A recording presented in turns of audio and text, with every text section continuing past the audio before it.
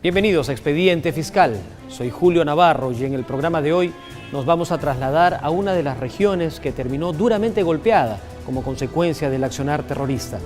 Me refiero a Ayacucho, una región donde sus comunidades terminaron literalmente masacradas por el accionar de Sendero Luminoso.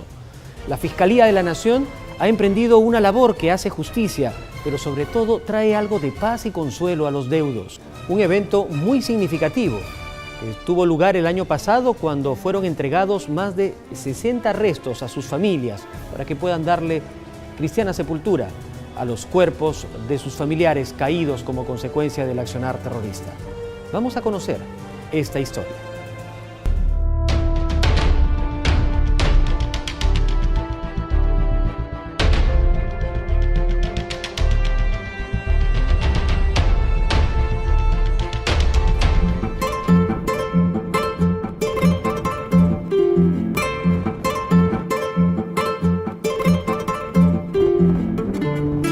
Carretera Aguanta, a una hora de la ciudad de Ayacucho, encontramos el distrito de Panta, un pequeño pueblo al que han llegado el fiscal penal de la Segunda Fiscalía Especializada, Honorio Casayo, y el equipo médico forense especializado de medicina legal de Ayacucho con una misión: restituir los restos identificados de 2 víctimas del conflicto armado en nuestro país.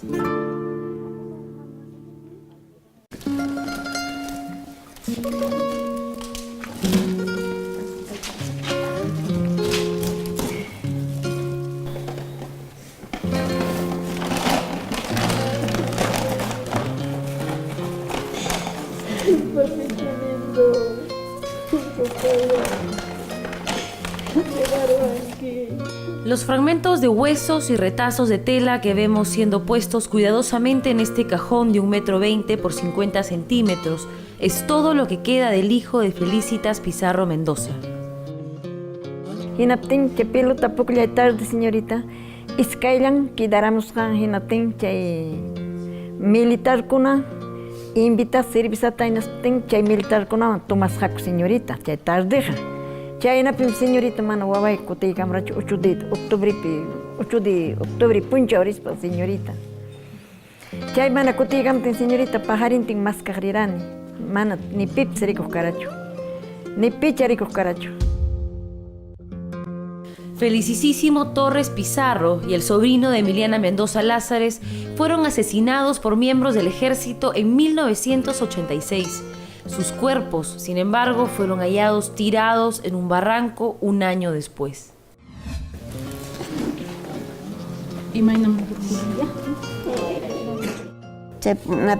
Policía patarini que una piñari que mancuña micos.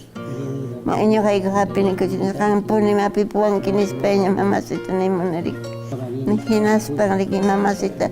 Manaña cotica maracuña chunatin. Que señora ñaris pantari mutiña mi gapsor kumurane mamacita y manta. Jajaman o wichicos kanat jajamanta or kumurane ku. Para Emiliana, Carlos Lázares no era su sobrino, ya que luego de quedar huérfano de padre y madre, ella lo crió como a su hijo. Carlos tenía 19 años y el hijo de Felicitas apenas 16 cuando fueron detenidos, torturados y asesinados por las mismas fuerzas del orden que debían haberlos protegido. Fueron torturados de diferentes maneras. Al parecer ha sido varios momentos la tortura, porque tiene fracturas en cráneo, en diferentes partes del cuerpo. Y por lo que se está calificando como un homicidio calificado. Honorio Casayo Díaz es el fiscal penal de la Segunda Fiscalía Supraprovincial de Ayacucho, a cargo de esta diligencia. Hoy este fiscal se ha propuesto no solo traer cuerpos, sino también buenas noticias. El autor mediato de este crimen tiene un proceso abierto en el Poder Judicial. Ya tenemos identificado a un responsable.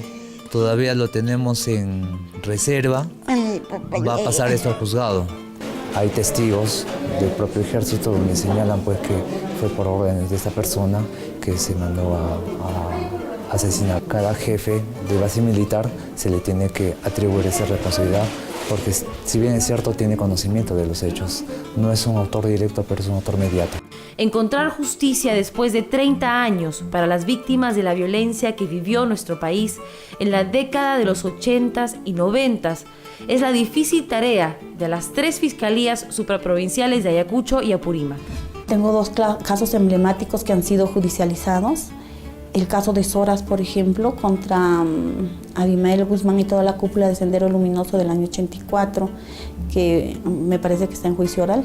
Entonces ha sido una matanza de más de 80 personas, si no me equivoco, ¿no? La fiscal penal de la primera Fiscalía Supraprovincial de Ayacucho, Josie Arbuto Garavito, asegura que si bien es difícil dar con la identidad de un autor directo en el asesinato de cada una de las más de 3.400 víctimas recuperadas, sí es factible en muchos casos identificar quién dio la orden. Ese es el caso de Soras. En la zona sur de Ayacucho, en los años 84, fecha en que ocurrieron estos hechos, ya las comunidades se estaban organizando por el abuso que cometía Sendero Luminoso. Entonces empezaron a organizarse para defenderse contra ellos. Y ese fue el motivo por el cual Sendero ingresó. Tomaron una empresa que venía de Nazca para Puquio, para esas zonas. Hicieron bajar a todos los pasajeros, los mataron a los pasajeros, subieron y agarraron con el conductor más y continuaron la ruta, y cada comunidad que llegaban iban asesinando, ¿no? Y han llegado, pues, o sea, es una matanza más que Lucanamarca. Abimael Guzmán actualmente enfrenta un proceso acusado de ser el autor mediato de esta matanza. Pero el trabajo del Ministerio Público no termina con la acusación fiscal, sino con la entrega digna de las víctimas a sus deudos.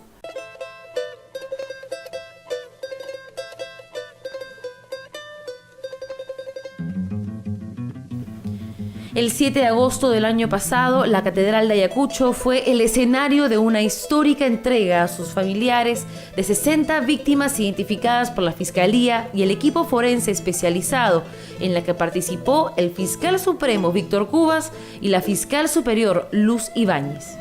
Los ayacuchanos, en el desconcierto, el dolor, ven la inexplicable tarea de buscar incansablemente a sus seres queridos, desaparecidos algunos por más de 30 años. Esa ceremonia tiene ese significado de restituir a los familiares los restos de las víctimas para que ellos le den sepultura y cierren así el ciclo de duelo. Esto es un acto simbólico, pero que infunde mucho respeto por la memoria de las víctimas y por el dolor que sufren los familiares. Ese día, devotos de distinta fe se reunieron bajo la misma iglesia para recibir a sus seres queridos. Y en este altar, ver los 60 ataúdes que entregábamos a sus familiares, rezamos con el pastor presbiteriano representando a la iglesia evangélica, y yo como pastor de esta iglesia ayacuchana, hicimos una oración para que nuestros hermanos gocen de la herencia del cielo y la sepultura sea una espera en esa verdad del credo, la resurrección final. El dolor de muchos de los deudos presentes no hablaba español. Por eso el arzobispo de la Catedral de Ayacucho, Monseñor Salvador Piñeiro, ofició una misa que fue traducida al quechua. El padre Félix Pariona es el capellán de la catedral. Una alegría inmensa, en primer lugar, porque estos hermanos míos han encontrado a las personas que tanto aman, que tanto quieren, pero a la vez para ellos una tristeza, ¿no? Porque prácticamente devolverles siquiera un hueso o devolverle un cajón pequeñito, para ellos era prácticamente decir, por fin te tengo en mis brazos, ¿no? Muchos llegaron de alejados pueblos a Ayacucho para ver a sus familiares por primera vez. Los cajones luego dieron una vuelta alrededor de la plaza, para que todos vean, para que nadie olvide.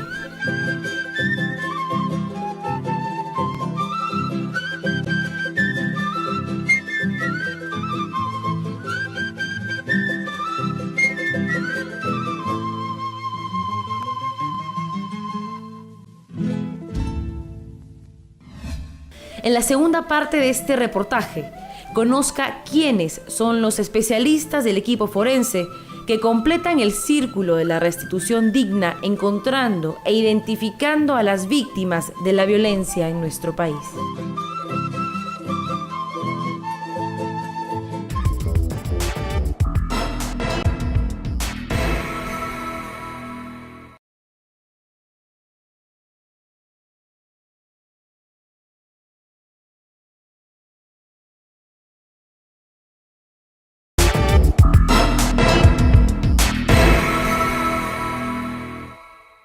El equipo forense especializado del Ministerio Público en Ayacucho cumple un rol central en la posibilidad de hacer la restitución digna de los cuerpos de las víctimas a sus deudos.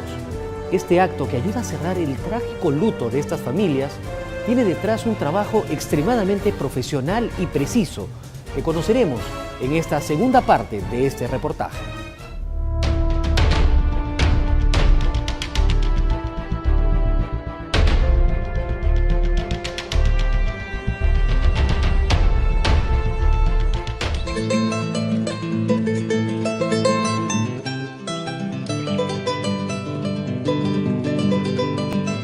El día a día en la ciudad de Ayacucho se vive sin miedos o preocupaciones latentes, más allá del tráfico que aumenta en esta ciudad, que cada vez imita más los aires ocupados de las grandes urbes.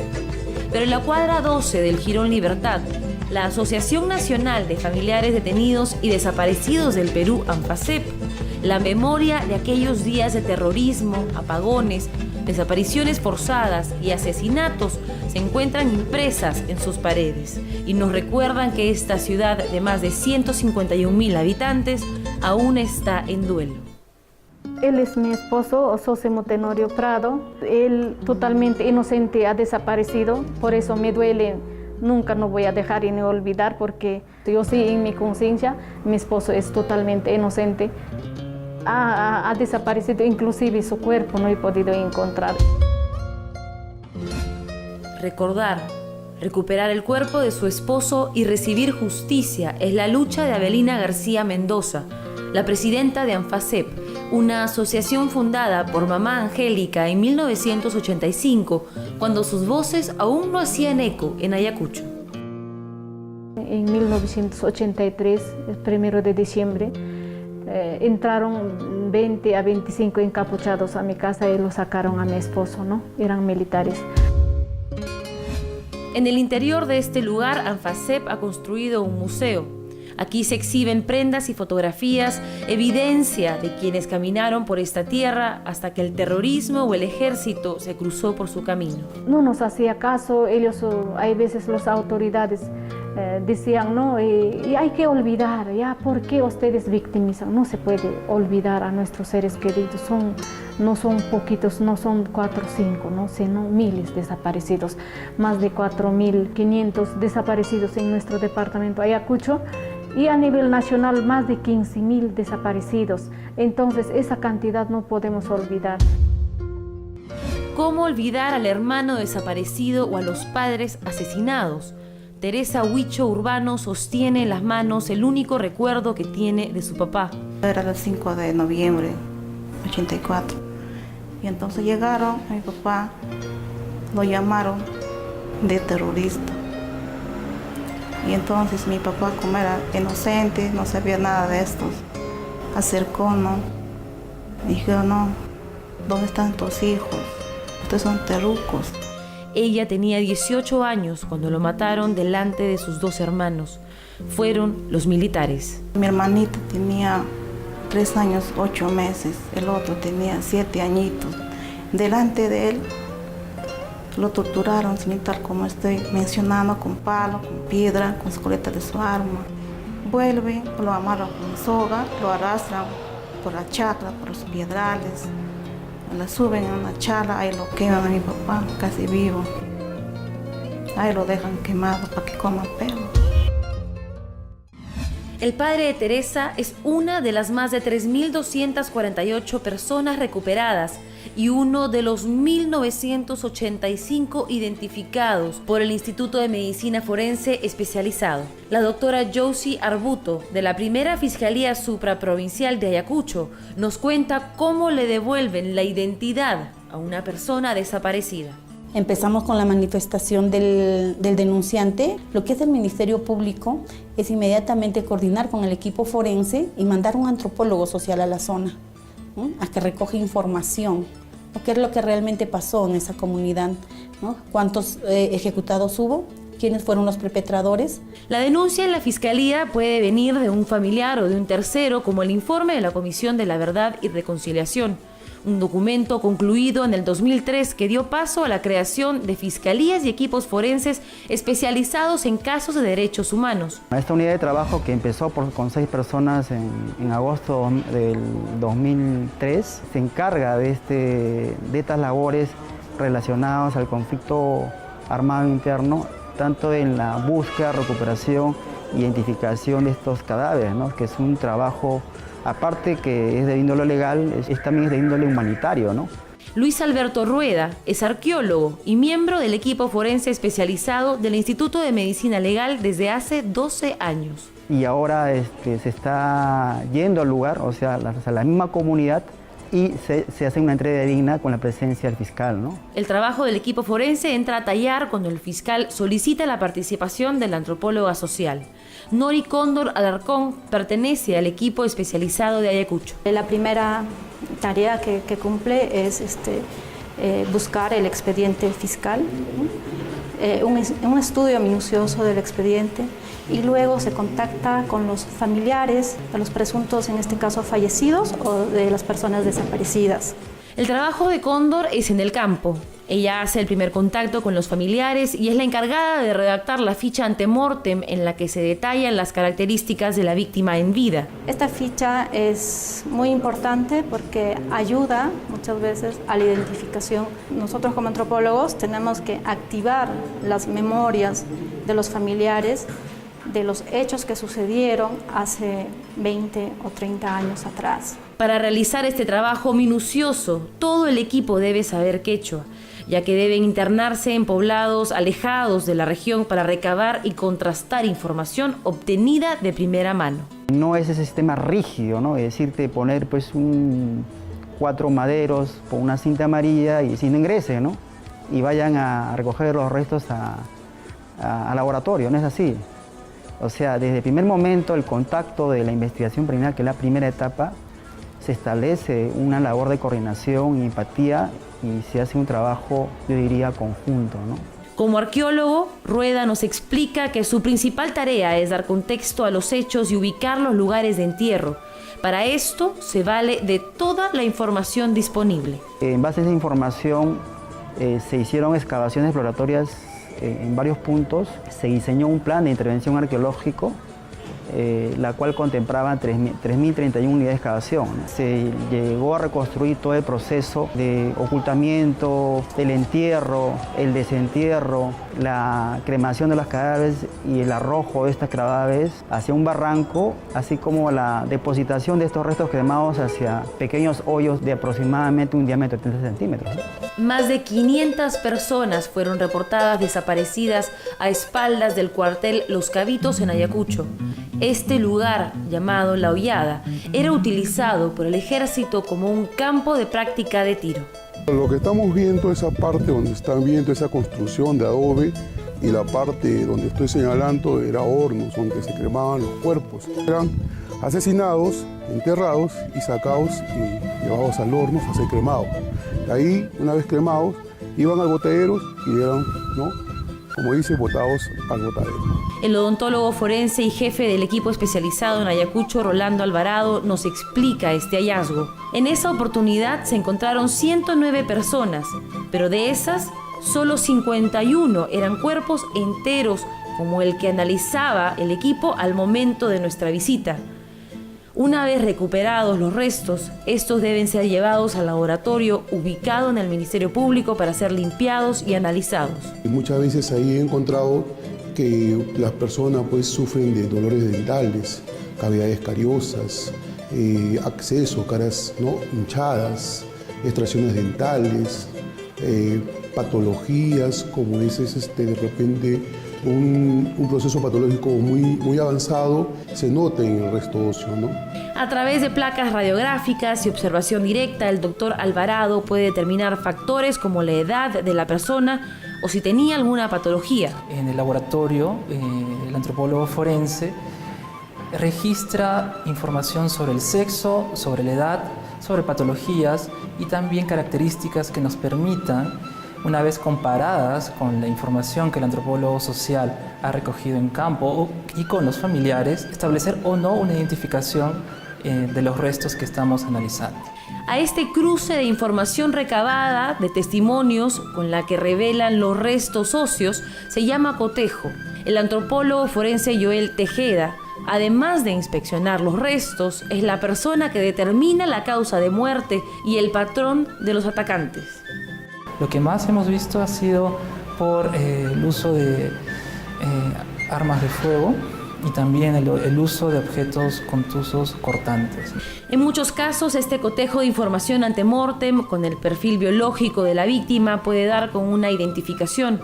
Pero cuando esto es insuficiente, el biólogo forense Luis Zúñiga utiliza análisis de ADN. El ADN es un perfil como si fuera un código de barras, ¿no?, pero que es único en cada persona. Inclusive entre hermanos es único. Para poder determinar el perfil de ADN de las víctimas, Zúñiga tiene necesariamente que viajar a Lima, al laboratorio equipado del Ministerio Público, para culminar sus análisis. El trabajo en Ayacucho aproximadamente llega hasta un 80%. La amplificación del ADN, la obtención del perfil genético, requiere de un analizador genético, que no se cuenta, ¿no? Y luego ya es un proceso de análisis que es más ya intelectual, de software, ¿no?, de conocimientos. Ya se puede hacer ahí mismo también, ¿no? Los peritos y los fiscales que participan en estas entregas dignas son el rostro humano del Estado, llevando tanto malas o buenas noticias como el consuelo de la restitución a los afectados. En nombre del Estado tengo que cumplir y pedir perdón a todos ustedes por esos atrocinios. Nosotros como autoridades, como fiscales provinciales, estamos dando denodados esfuerzos a fin de evitar que se vulneren todos esos derechos.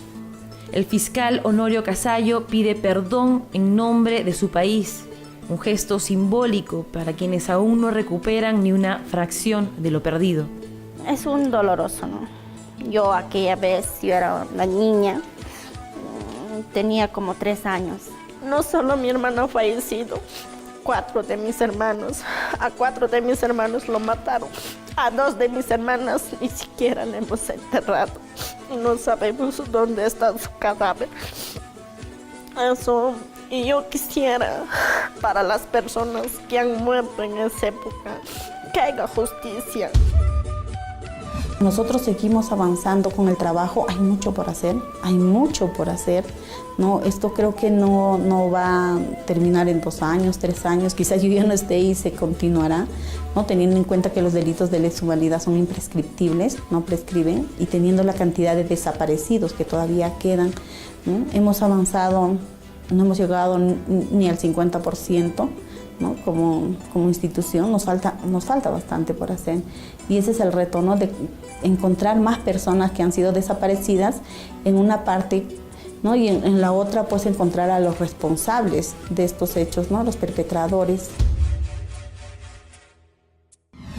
Mientras las investigaciones avanzan a paso lento, luego de 30 años, Enrique Morales, quien perdió a su hijo y a 5 familiares defendiendo a su pueblo de Sendero, visita La Hollada para dar una muestra de respeto y solidaridad a las demás víctimas de este conflicto.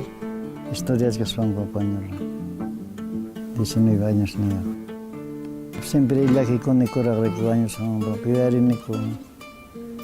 Siempre son contentos.